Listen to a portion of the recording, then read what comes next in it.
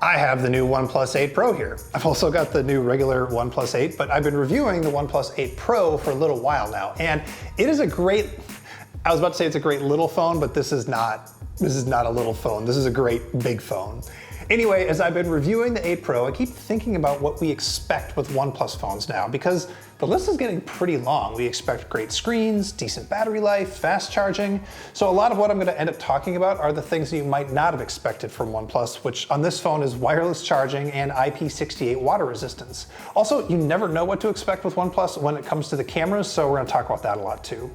One thing you usually expect from OnePlus is a relatively low price, and OnePlus is still undercutting Samsung with this phone, but it has a starting price of $899, which means that the 8 Pro is kind of an expensive device. If you're looking for something a little bit less expensive, but still new, take a look at John Porter's review of the regular OnePlus 8, which starts at $699. We'll link it down in the stuff down there.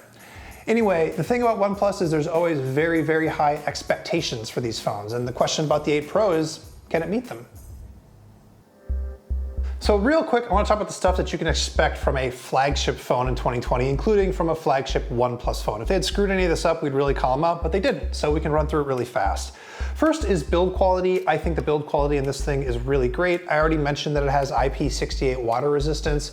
I also love the sort of translucent matte back on the back here. The screen, of course, covers almost the entire front of it. It's very fast. It has a Snapdragon 865 with either 8 or 12 gigs of RAM or 128 or 256 of storage. One thing that I do want to call out though is I really do like Oxygen OS, which is OnePlus's custom version of Android. And that's because the stuff that they add on top of Android is usually just there to control the phone itself or control the special features that OnePlus does.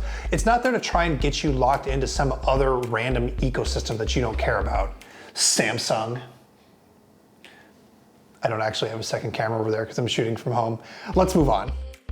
Now, one thing you haven't always been able to expect out of OnePlus phones is a great screen, but they solved that in the last couple of years, and this year with the OnePlus 8 Pro, they just knocked it out of the park. This is an amazing screen. It is 6.78 inches, which is honestly too big for me, but if you like big phones, you'll probably be happy with it. They did a hole punch in the corner, which I actually prefer because it doesn't have weird mechanical stuff with the pop-up selfie camera.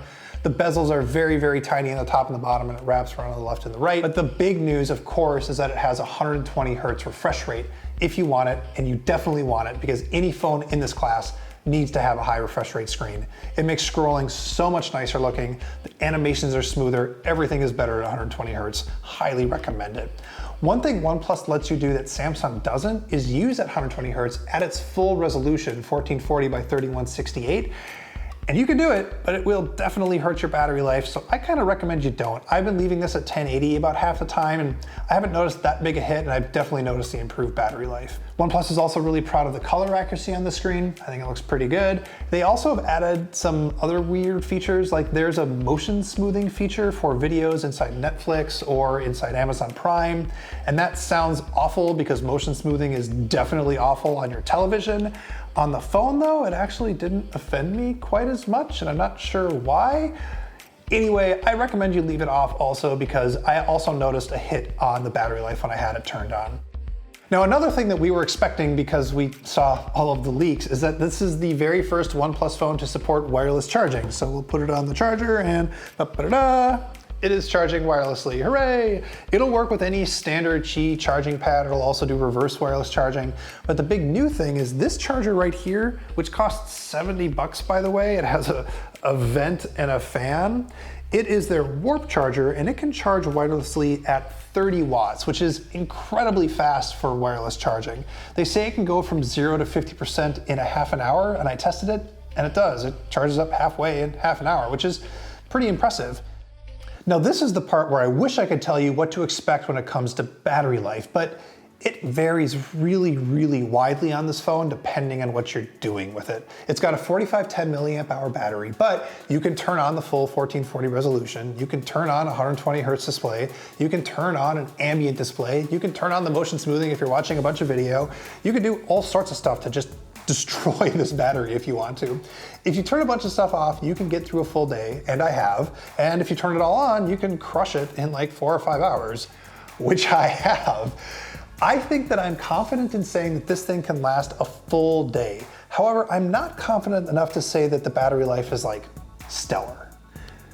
Now when it comes to camera, I actually never know what to expect out of OnePlus. Some years they're trash, some years they're pretty good, but this year with the OnePlus 8 Pro, I'm actually expecting a lot because again, this phone starts at $900. And I think that OnePlus mostly delivers. There's like one situation where it's a problem, but let's just get into it. The main sensor is 48 megapixels, but it defaults to 12 megapixels, which is the right call. It's technically using a new Sony sensor.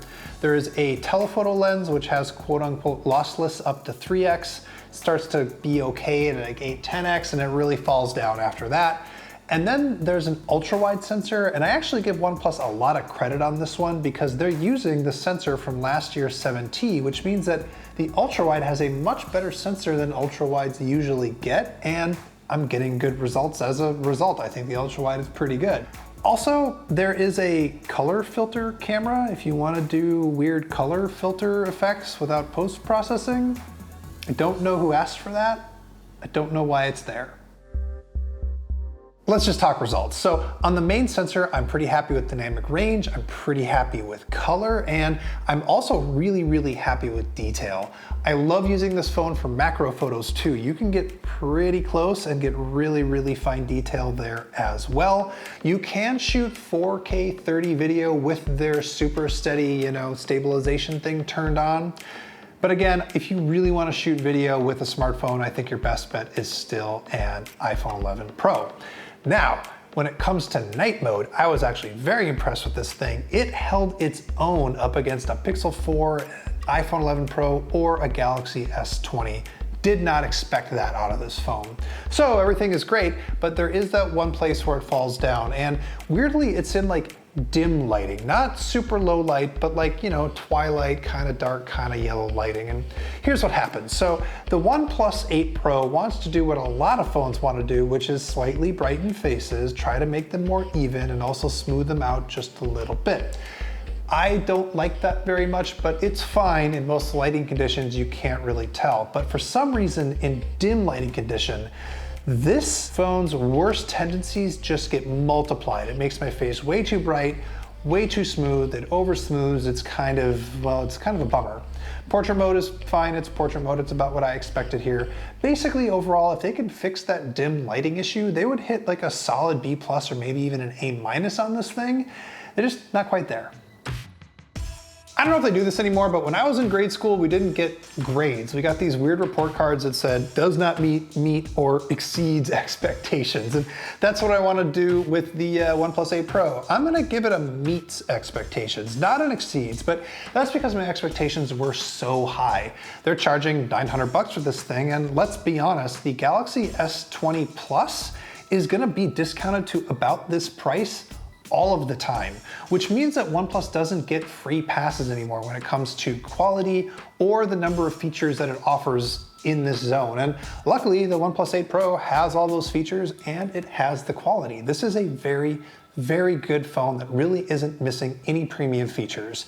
It just needs a little bit more work on the camera because, hey, it's OnePlus. What else did you expect?